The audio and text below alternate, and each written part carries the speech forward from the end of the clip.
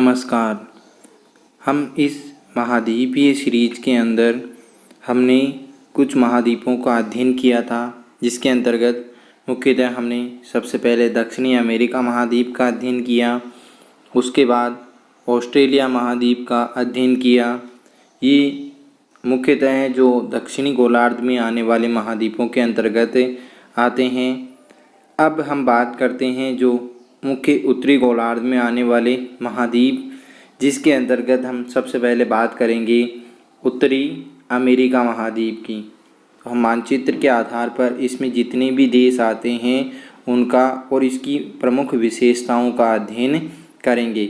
उससे पहले हम इसकी स्थिति को देखें तो उत्तरी अमेरिका महाद्वीप के पूर्वी भाग के अंदर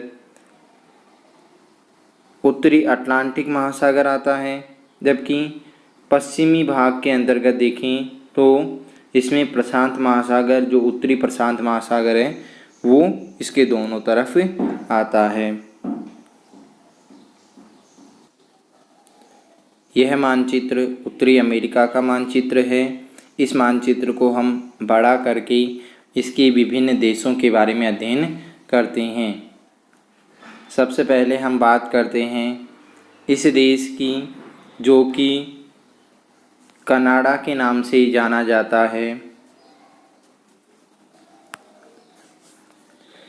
इसके बाद हम बात करते हैं इसके ऊपर क्षेत्र की। तो ये वाला जो भाग आता है, ये जो क्षेत्र है वो अलास्का के नाम से जाना जाता है, और ये अलास्का वाला क्षेत्र मुख्यतः है USA का ही भाग माना जाता है। इसके अलावा हम बात करें तो यह वाला जो क्षेत्र है इसे ग्रीनलैंड कहते हैं, जो डेनमार्क के अंतर्गत आता है। फिर हम बात करते हैं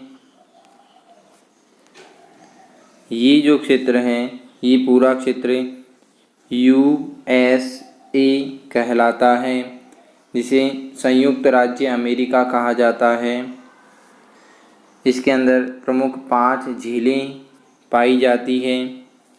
इसके इस तरफ वाला भाग जो है वो उत्तरी अटलांटिक महासागर का भाग है, और यहाँ पर प्रशांत महासागर का भाग आता है। अब हम बात करते हैं इसके नीचे। तो ये जो प्रमुख देश है इसे बोला जाता है मेक्सिको।